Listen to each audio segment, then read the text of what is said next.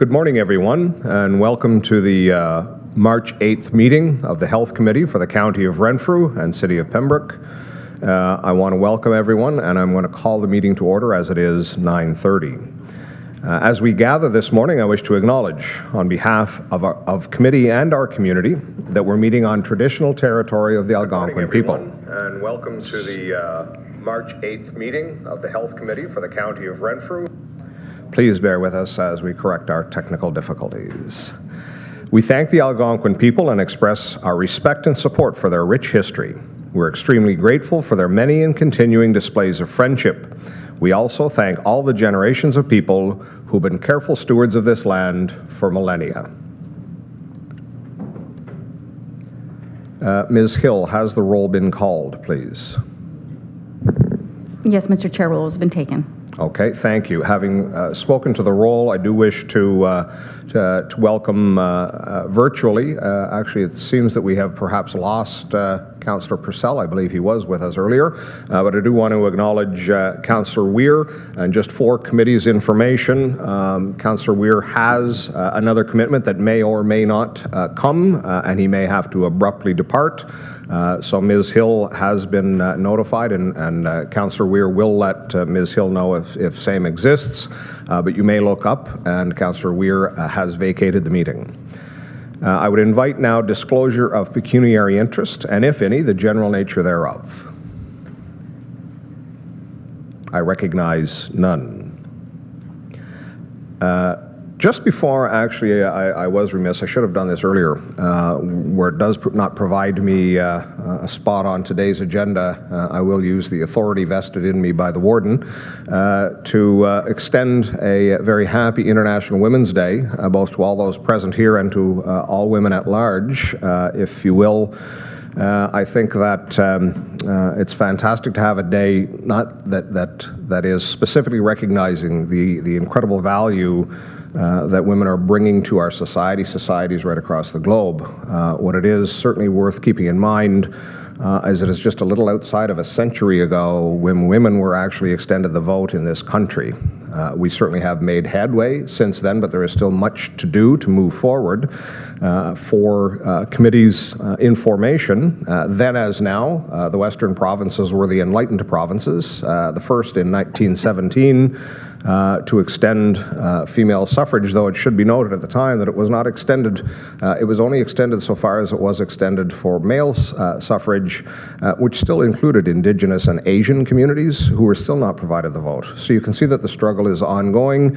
We have, women have made substantial strides. There is much room to do, but of course it's important also to keep in mind that it is not incumbent upon women to make those. It is right across women and men to ensure that equality is achieved and will endure for eternity thereafter. In any event, thank you.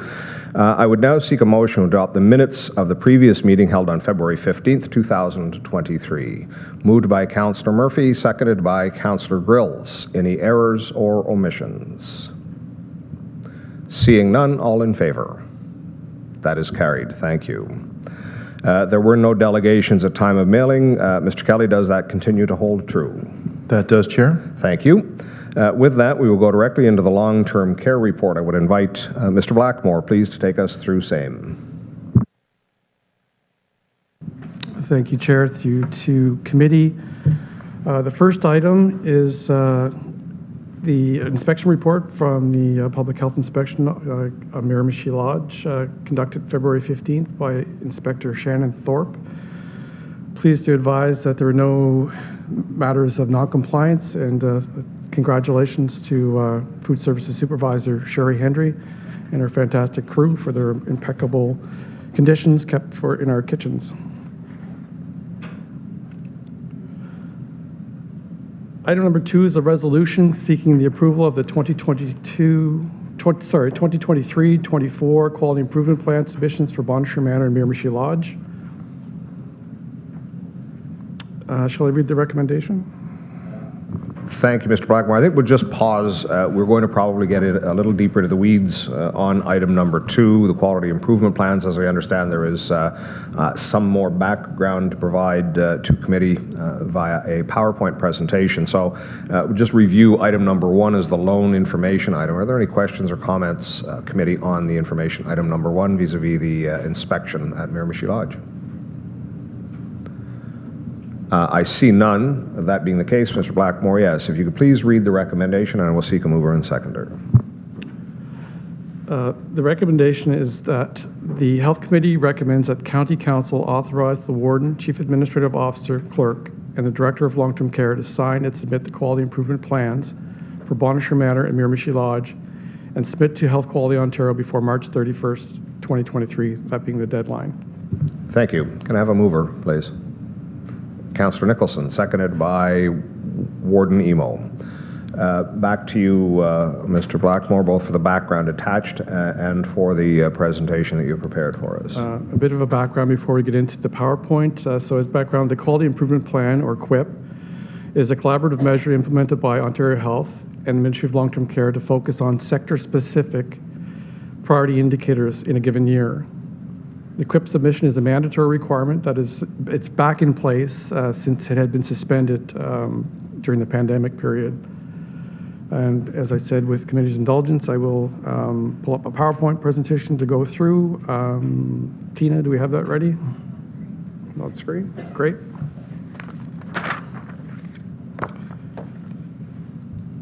So as I'd indicated, the quality improvement plan is primarily authored by the directors of care at both homes. And typically it would be the directors of care that would be doing the presentation. But due to some scheduling anomalies, it's me that's doing it this year. But I was a director of care at one point in time, so I think we can probably get through it. But I promise come next year it'll be the directors sitting before you. Next slide, please. So as identified, this QIP was something that was on hold in recognition of the, on hold in terms of being a mandatory report in recognition of all that was going on in terms of the pandemic and more recently the ascension of the Fixing Long-Term Care Act 2021 and all it's involved with maintaining compliance in that regard.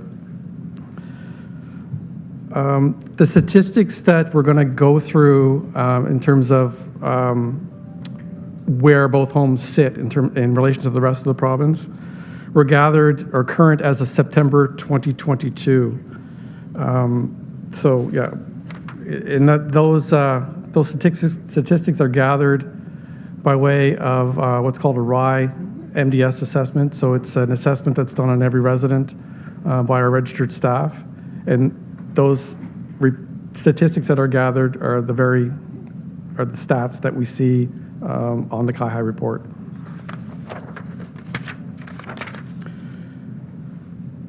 So the ministry has a number of what they call priority indicators they want long-term care homes across the province to track. The number one being the number of emergency department visits for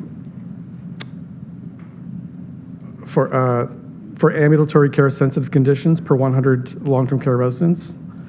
The second indicator we'll be tracking is the percentage of long-term care residents without a diagnosis of psychosis who are given an antipsychotic medication in the 7 days preceding their assessment, and that indicator we're reporting for both homes.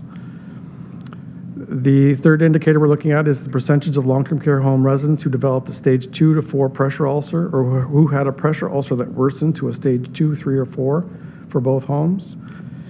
And the fourth indicator is exclusive to the manor, and it's falls. This indicator measures the percentage of long-term care homes who fell during the 30 days preceding their assessment. And that particular stat is, as they all are, is calculated using a rolling 4-quarter average. Next slide, please. So the first set of slides are for Bonnechere Manor, and the first indicator we're tracking for Bonnechere Manor is the number of emergency department visits from a modified list of ambulatory care sensitive conditions per 100 residents. So those very conditions that are looking for homes to care for or prevent in terms of preventing an appearance at an emergency department include angina, asthma, cellulitis, chronic obstructive pulmonary disease, congestive heart failure, septicemia, dehydration, dental conditions, diabetes, gastroenteritis, seizures, hypertension, hypoglycemia, injuries from falls, mental health and behavior disorders, pneumonia, and severe ear, nose, and throat disorders. So the current performance at Bonnechere Manor is 15.27%. The provincial average is 18.1%, but we did decide to include it as a priority indicator, even though we're below the provincial average, and that we have seen a bit of an increase since our previous measure at the home. So plans to get our numbers down further will include early nursing assessment and reporting to the nurse practitioner for symptoms of treatable conditions. The introduction of the INTERAC tracking tool. So that's INTERAC is an acronym for Interventions to Reduce Acute Care Transfers. It's a quality improvement program that focuses on the management of acute change in resident condition. And I think we're thinking that with the fortunate addition of a dedicated nurse practitioner, one to each home, whereas we were sharing in the past, we're hoping to see these numbers come down even further as a result of that. We're also looking at improving our advanced care planning with residents, powers of attorney, and substitute decision makers. So that's to have a better, clearer idea with regard to what particular conditions would you like to see your loved one be moved forward to a hospital setting versus care in a home, and knowing what the treatment options or plans are for that particular resident in advance of sending someone to hospital who might have otherwise identified that that's not something they wanted to do.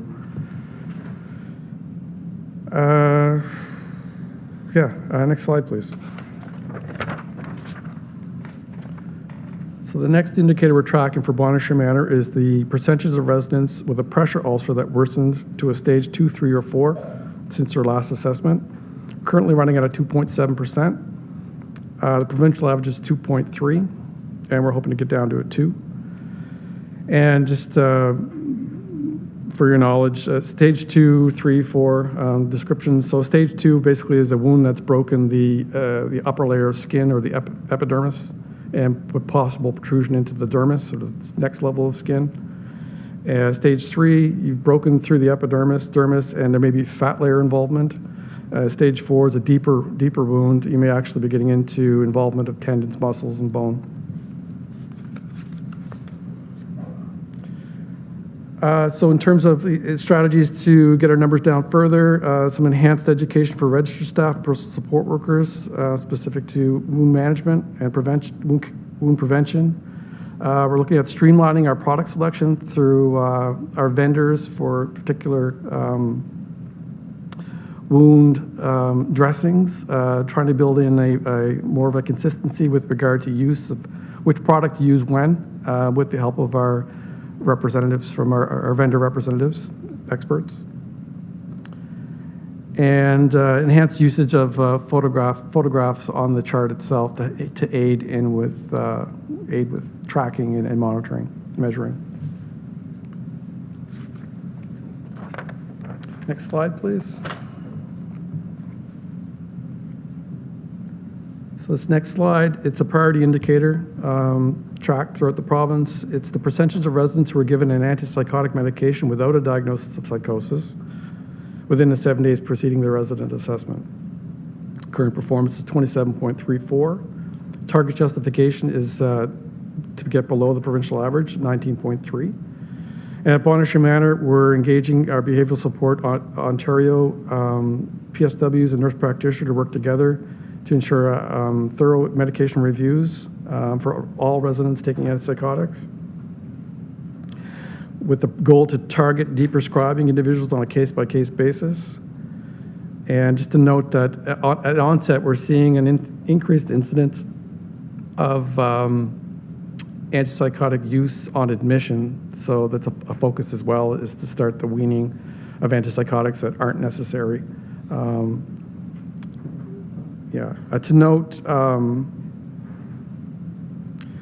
In tracking these particular medications, there are a number of diseases or conditions that are to be precluded or not included in this stat.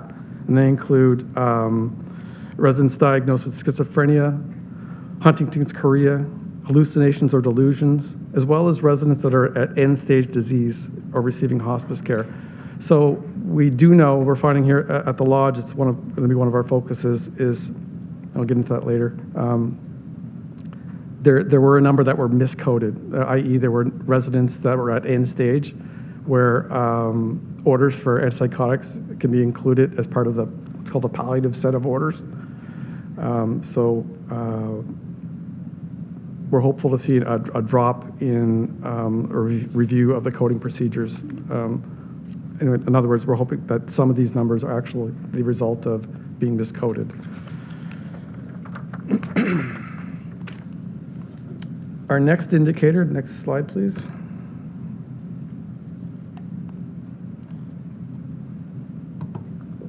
Is the percentage of residents who fell during the 30 days preceding their assessment. Current performance is 16.6%. Provincial average is 16.7%, and though we're slightly below provincial average, we're aiming to get further below at 14. Part of the plan for that is for our nurse managers to lead fall, to further educate staff with regard to falls risk reduction and injury mitigation, as well as incorporating our falls designated champion in that endeavor as well. Reinitiating the interdisciplinary falls risk committee, and a review of the process for management of falls, including safety huddles, medication reviews, and necessary interventions added to the care plans. That concludes the quality indicators reported to the ministry in the QIP for Bonnechere Manor. And just to note that it's a relatively low number of indicators. We've included the priority indicators and the indicators that we're either near or below the provincial average or above the provincial average. But just for committee's knowledge, we do also have quality improvement committees at both homes that track a number of other indicators as well beyond what's just here in the QIP. So for Miramichi Lodge, next slide, we're tracking the same number of emergency department visits, the same indicator I'd reviewed for Bonnechere Manor. Current performance is 8.9%, so significantly below the provincial average at 18.1%, and I think largely that's due to having the nurse practitioner primarily being on site at Miramichi Lodge. But even though we're near half the provincial average, we did see what was actually a pretty significant increase since the last measurement. That's a good thing, but we want to make sure that we see opportunity to get even lower. And again, now having an NP designated to our one to each home, we see further opportunity to enhance this stat. Because ultimately,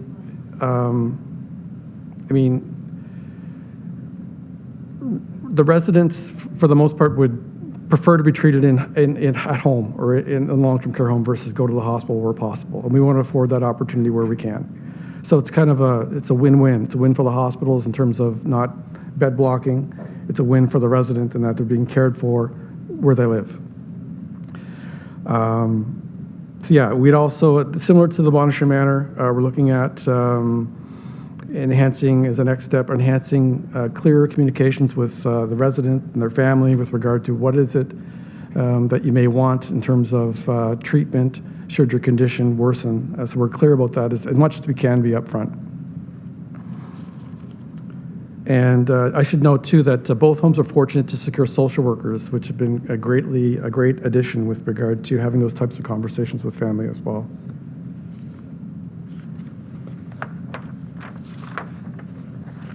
The next slide, please, is so at the Lodge, we're also tracking slightly above the provincial average with regard to worsened stage 2, 3, or 4 pressure ulcers. So our focus is on staff education, implementation of best practice guidelines, similar to the Manor, We're looking at building some more consistency into our wound management program specific to the types of dressings that are used and when, using the expertise of our vendors specializing in wound care. We're looking at enhanced early detection, preventing that stage 1 from ever progressing to a 2, or hopefully even being a stage 1, and including adding the skin and wound to our twice weekly high-risk rounds for those residents that are particularly challenged with regard to their care planning for improving their wound status.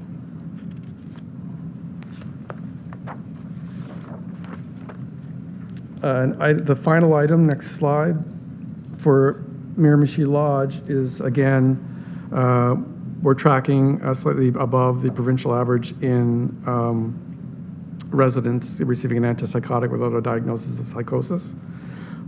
As I alluded to earlier at the Manor, we found there was a significant opportunity to get our number down at the Lodge as a result of the registered staff completing the coding during the assessment.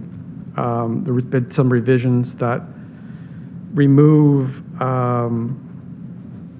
where you don't count those antipsychotics where it's ordered as part of a palliative set or someone that's at end stage of the disease. So we're suspecting we're likely going to fall below the provincial average. We don't know that right away because, again, this statistic is September 2022. So it'll take a while. We happen to know that there are some that have been miscoded. So we expect that the status will improve by that virtue alone. But we will endeavor, again, to give close scrutiny to those diagnosed with antipsychotics, with the aim to remove where it's practical. And just if I could add that the both homes historically, even like going back pre-pandemic, were typically ran well below the provincial average. So we want to get back there again. And that concludes the overview of the QIP, which is included in your appendix. I think it's LTC Appendix 1 in more detail. Thank you, Mr. Blackmore. Committee, and thank you also for a very comprehensive report. Certainly expands on the information that was available in the committee package, the agenda report that was distributed this week. In any event, it has been moved and seconded. I'll open the floor for any questions, comments. I just had one, if I can draw committee's attention. I believe page 10 is the very first of the charting pages on your agenda report. Just kind of curious with respect to indicator type. I noticed some of them are P and some of them are C, and I just wonder if you could shed some light on what the distinction is between those two. Certainly, through you, Chair. P is a priority, so those are the indicators identified by the province that they would like to see reported if you're not performing well or at provincial level. And C is custom, so that's any indicator you may choose to add.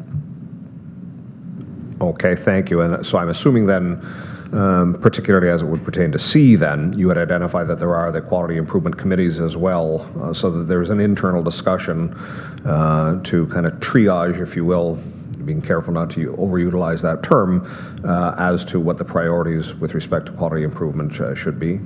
That's correct. Thank you. With that, one final opportunity. Seeing none, all in favor. That is carried. That concludes the long-term care report. I'd now seek a motion to accept the long-term care report, please. Councillor Grills, seconded by Councillor Wilmer. One more opportunity. Any questions on any of the report, committee? Seeing none, all in favor. That is carried. Thank you. I do now wish to make a slight change in the agenda. I'd seek a motion Mr. Kelly, do I need a motion to, is it appropriate to do that by resolution? What I'm seeking to do, the closed meeting is relevant to the emergency services, so I would like to advance that up to the next order of business and go into a closed session for that discussion. Should I seek a motion for that, Mr. Kelly? Just a motion to go into closed would be satisfactory for committee. Okay, thank you. With that, then, we are going to address what is posted as item number 11. We are going to address that now. So I would now seek a motion to move into a closed session pursuant to Section 239 of the Municipal Act 2001 as amended for the purpose of labor relations or employee negotiations. Councillor Yon, seconded by Councillor Nicholson. All in favor? That is carried. Thank you. We are in closed session. We'll give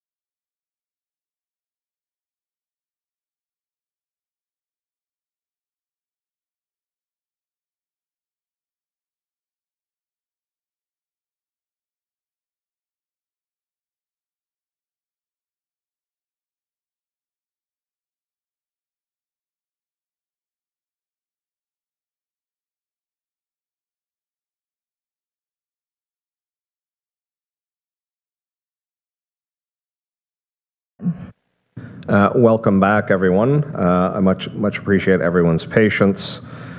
We are now back in open session. Just bear with me one moment as I get my agenda back in front of me once again. So we did advance our closed session. So it does indicate on our agenda today that there was no report from Emergency Services Department. However, in rising and reporting from our closed session, there is one item coming forward from the emergency services that will be certainly given an opportunity for more discussion, conversation at County Council. I will read a resolution coming out of today's closed session. Recommendation that Health Committee approves the revisions to the County of Renfrew Paramedic Service Deployment Plan Service Delivery Statement and incorporate the changes related to service deployment. I would now seek a mover for that, please. Councillor Lafreniere, seconded by Councillor Grills. Any discussion? Seeing none, all in favor? That is carried. Thank you.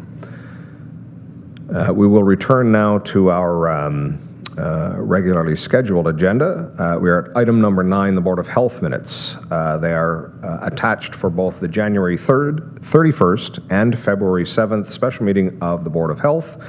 Could I have a motion, please, to receive the Renfrew County and District Board of Health minutes? Councillor Nicholson, seconded by Councillor Purcell. Any questions, comments? I see none. All in favor? That is carried. Thank you. Is there any new business? Mr. Kelly, please. Thank you, Chair. And just to recognize, I believe you were all circulated, as we did yesterday, recognize the development of property, but the good news piece is that the Renfrew County District Health Unit has sent out a release late last week that they have found a new location in the town of Renfrew on Raglan Street South, and they will be relocating some or all of their services to that location at the end of the lease with Renfrew County at Renfrew County Place later this year. So just want to recognize that for the minutes. Thank you. Thank you so much, Mr. Kelly. And I was remiss. I want to commend the RCDHU board and those members present. I think that it is, thank you for the clarity. I think it is important that there continues to be a physical presence in what I'm going to refer to as the south end of the county. I know multiple ratepayers of mine, simply for the convenience of the access to well testing, et cetera. So commendations on a successful outcome for all of our community and, in fact, for the Board of Health. Congratulations. Any further new business? Seeing none. We have already addressed item number 11. Item 12 is the date of the next meeting. It shall be on Wednesday, April 12th, 2023. I would seek now a motion to adjourn, please. Councillor Murphy, seconded by Councillor Weir. All in favor? Carried. We are adjourned. Thank you very much.